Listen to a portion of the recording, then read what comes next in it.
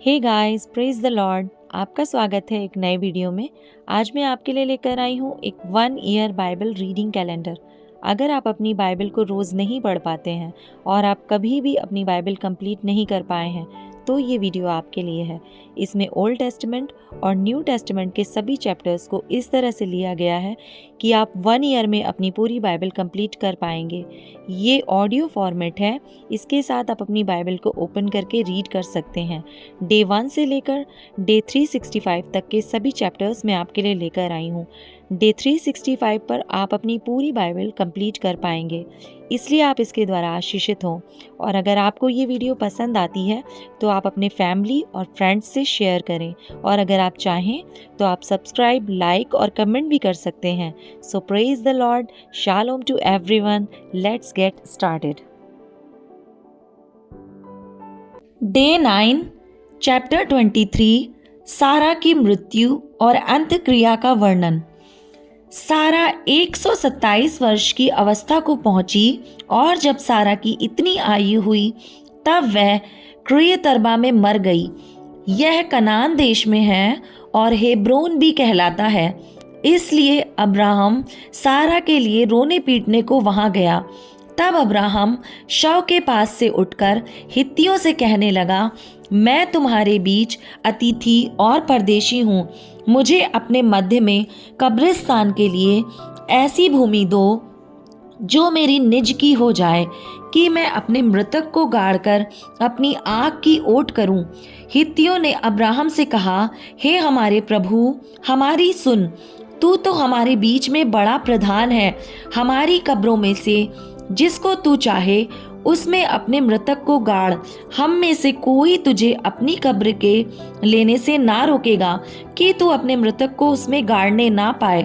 तब अब्राहम उठकर खड़ा हुआ और हित्तियों के सम्मुख, जो उस देश के निवासी थे, दंडवत करके कहने लगा, यदि तुम्हारी यह इच्छा हो कि मैं अपने मृतक को गाड़कर अपनी आँख की ओट करूं, तो मेरी प्रार्थना है कि सोहर के पुत्र एप्रोन से मेरे लिए विनती करो कि वह अपनी मकपेला वाली गुफा, जो उसकी भूमि की सीमा पर है, उसका पूरा दाम लेकर मुझे दे दे, कि वह तुम्हारे बीच कब्रिस्तान के लिए मेरी निज भूमि हो जाए।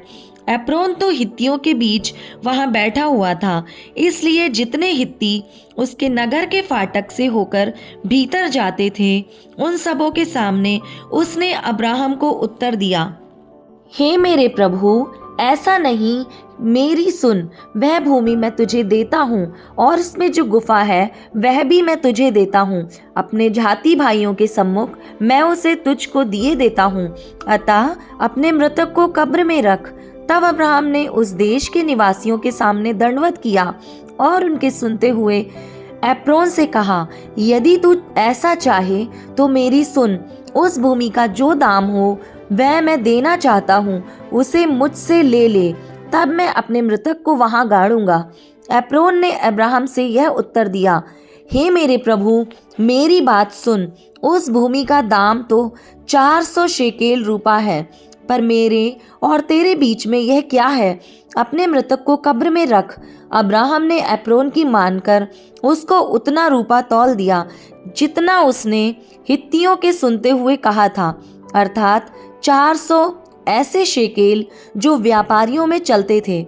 इस प्रकार एप्रोन की भूमि जो मम्रे के सम्मुख मकपेला में थी, वह गुफा समेत और उन सब वृक्षों समेत भी जो उसमें और उसके चारों ओर सीमा पर थे, जितने हित्ती उसके नगर के फाटक से होकर भीतर जाते थे, उन सबों के सामने अब्राहम के अधिकार में पक्की रीति से आ गई।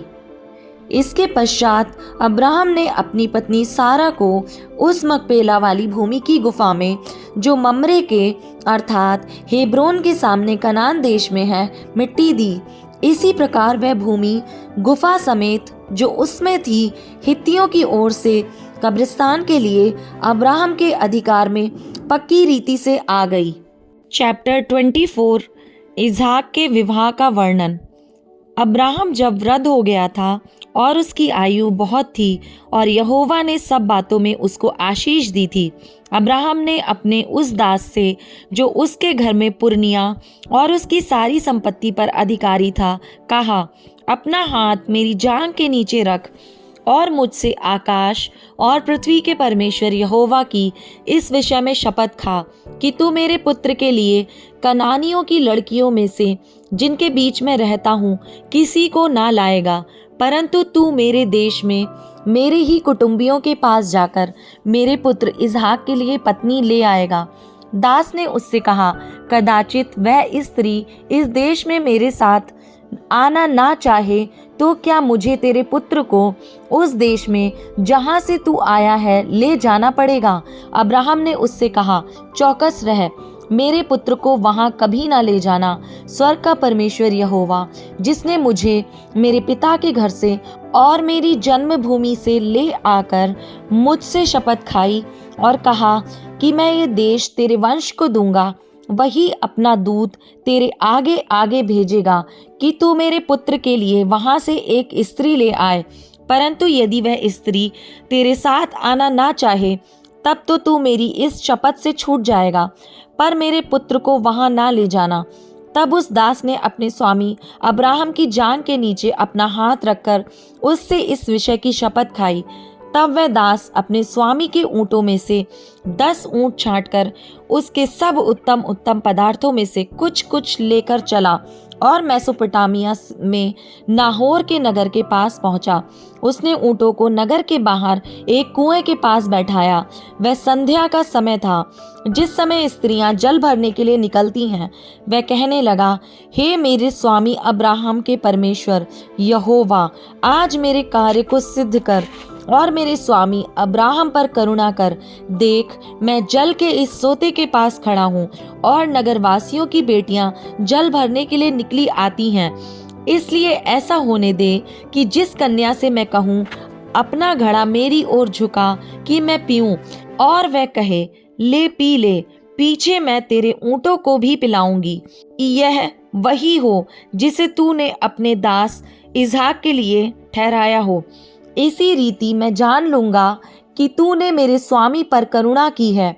और ऐसा हुआ कि जब वह कह ही रहा था कि रिबका, जो अब्राहम के भाई नाहोर के जन्माए मिल्का के पुत्र बतूएल की बेटी थी, वह कंधे पर घड़ा लिए हुए आई। वह अति सुंदर और कुमारी थी और किसी पुरुष का मुंह ना देखा था। वह कुएं में सोते के पास उतर गई और अपना घड़ा भर के फिर ऊपर आई। तब वह दास उससे भेंट करने को दौड़ा और कहा, अपने घड़े में से थोड़ा पानी मुझे पिला दे। उसने कहा, हे मेरे प्रभु, ले पी ले। और उसने जल्दी से घड़ा उतार कर हाथ में लिया और उसको पिला दिया। जब वह उसको पिला चुकी, तब कहा, मैं तेरे ऊँटों के लिए भी तब तक पानी भर भर लाऊंगी जब तक वे पी ना चुके। तब वह तुरंत अपने घड़े का जल हौदे में उंडेलकर फिर कुएं पर भरने को दौड़ गई और उसके सब ऊँटों के लिए पानी भर दिया। वह पुरुष उसकी ओर चुपचाप अचंभे के साथ ताकता हुआ यह सोचता था कि यहोवा ने मेरी यात्रा को सफल किया है कि नहीं। जब ऊँट पी चुके, तब उस पुरुष ने आधा तोला सोने का एक नथ निकालकर उसको दिया और 10 तोले सोने के कंगन उसके हाथों में पहना दिए और पूछा, तू किसकी बेटी है? यह मुझको बता, क्या तेरे पिता के घर में हमारे टिकने के लिए स्थान है? उसने उत्तर दिया, मैं तो नाहोर के जन्माए मिल्का के पुत्र बतूएल की बेटी हूँ। फिर उसने उससे कहा, हमारे यहाँ पुआल और चारा बहुत है और टिकने के लिए स्थान भी है।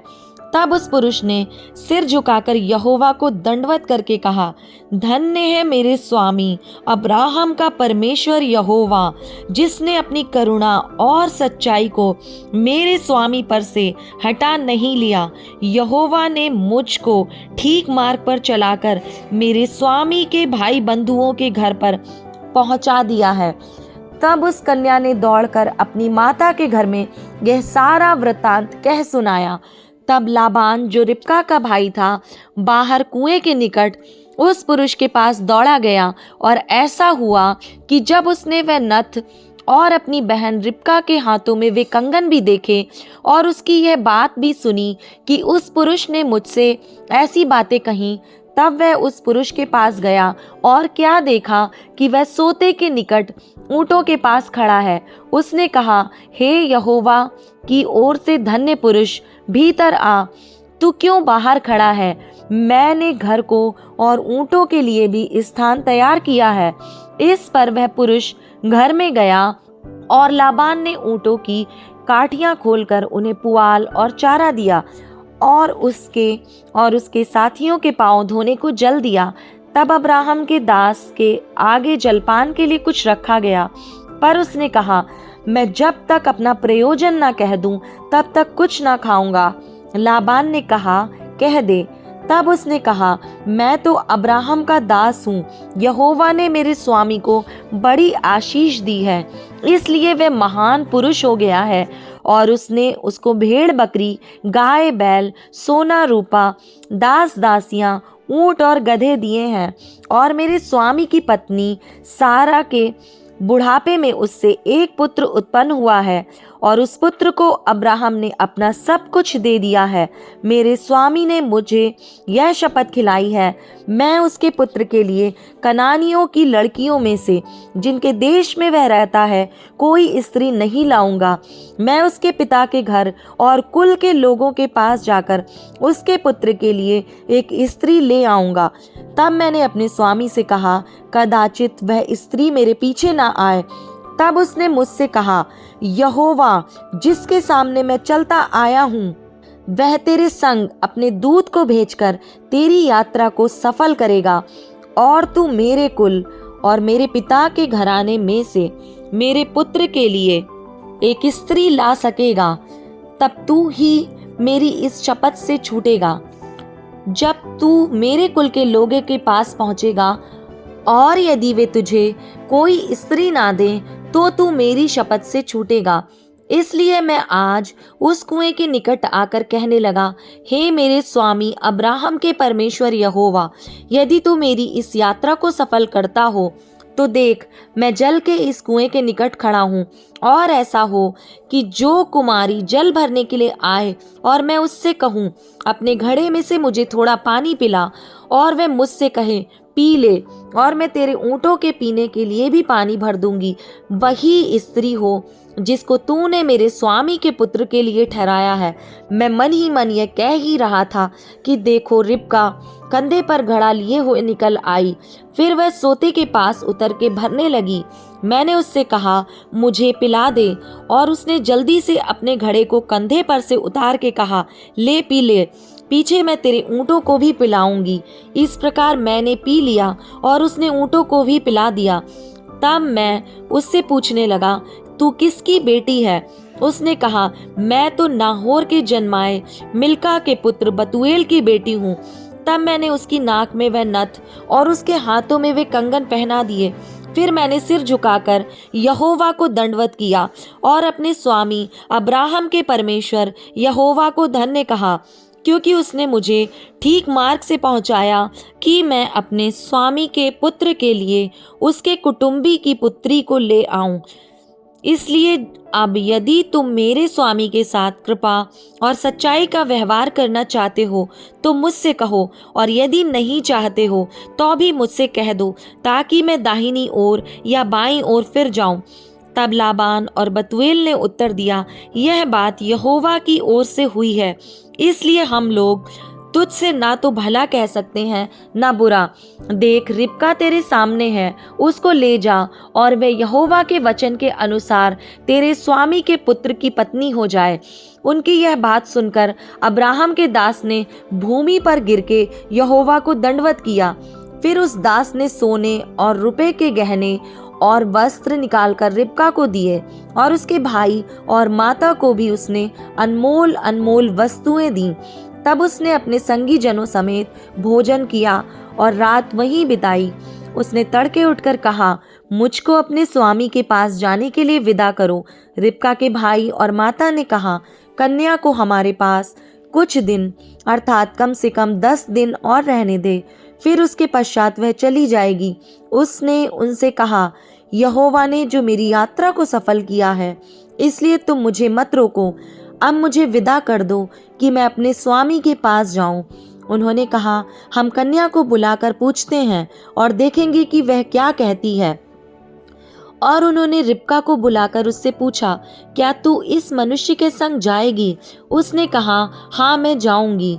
तब उन्होंने अपनी बहन रिबका और उसकी धाय और अब्राहम के दास और उसके साथी सबों को विदा किया। और उन्होंने रिबका को आशीर्वाद देके कहा, हे हमारी बहन, तू हजारों लाखों की आदि माता हो और तेरा वंश अपने बैरियों के नगरों का अधिकारी हो। तब रिबका अपनी सहेलियों समेत चली और ऊंट पर चढ़ के उस पुरुष के पीछे हो ली। इस प्रकार वह दास रिबका को साथ लेकर चल दिया। इसहाक जो दक्षिण देश में रहता था, लहरोई नामक कुएं से होकर चला आता था।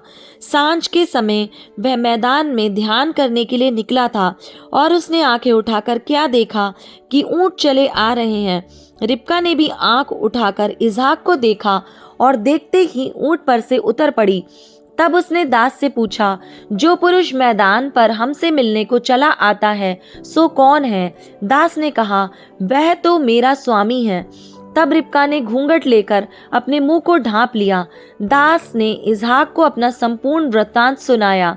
तब इसहाक रिबका को अपनी माता सारा के तंबू में ले आया और उसको ब्याह करके उससे प्रेम किया।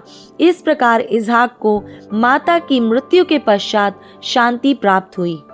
मैथ्यू चैप्टर 8, कोढ़ के रोगी को चंगा करना। जब वह उस पहाड़ से उतरा तो एक बड़ी भीड़ उसके पीछे हो ली, और देखो, एक कोढ़ी ने पास आकर उसे प्रणाम किया और कहा, हे प्रभु, यदि तू चाहे तो मुझे शुद्ध कर सकता है। यीशु ने हाथ बढ़ाकर उसे छुआ और कहा, मैं चाहता हूँ तू शुद्ध हो। और वह तुरंत कोढ़ से शुद्ध हो गया। यीशु ने उससे कहा, देख, किसी से ना कहना, परंतु जाकर अपने आप को याजक को दिखा और जो चढ़ावा मूसा ने ठहराया है उसे चढ़ा, ताकि लोगों के लिए गवाही हो। एक सूबेदार का विश्वास। जब वह कफरनहूम में आया तो एक सूबेदार ने उसके पास आकर उससे विनती की, हे प्रभु, मेरा सेवक घर में लकवा रोग से बहुत दुखी पड़ा है। उसने कहा, मैं आकर उसे चंगा करूंगा। सूबेदार ने उत्तर दिया, हे प्रभु, मैं इस योग्य नहीं कि तू मेरी छत तले आए, परंतु केवल मुख से कह दे तो मेरा सेवक चंगा हो जाएगा, क्योंकि मैं भी पराधीन मनुष्य हूँ और सिपाही मेरे अधीन हैं। जब मैं एक से कहता हूँ जा तो वह जाता है, और दूसरे से आ तो वह आता है, और जब अपने दास से कहता हूँ यह कर तो वह करता है। यह सुनकर यीशु को अचंभा हुआ, और जो उसके पीछे आ रहे थे उनसे कहा, मैं तुमसे सच कहता हूँ कि मैंने इज़राइल में भी ऐसा विश्वास नहीं पाया। और मैं तुमसे कहता हूँ कि पूर्व और पश्चिम से बहुत से लोग आकर अब्राहम और इसहाक और याकूब के साथ स्वर्ग के राज्य में बैठेंगे, परंतु राज्य के संतान बाहर अंधकार में डाल दिए जाएंगे, वहां रोना और दांतों का पीसना होगा। तब यीशु ने सूबेदार से कहा, जा, जैसा तेरा विश्वास है वैसा ही तेरे लिए हो। और उसका सेवक उसी घड़ी चंगा हो गया। अनेक रोगियों को चंगा करना। यीशु जब पतरस के घर में आया तो उसने उसकी सास को ज्वर में पड़ी देखा। उसने उसका हाथ छुआ और उसका ज्वर उतर गया, और वह उठकर उसकी सेवा करने लगी। जब संध्या हुई तो वे उसके पास बहुत से लोगों को लाए जिनमें दुष्ट आत्माएं थीं, और उसने उन आत्माओं को अपने वचन से निकाल दिया और सब बीमारों को चंगा किया, ताकि जो वचन यशायाह भविष्यद्वक्ता के द्वारा कहा गया था वह पूरा हो।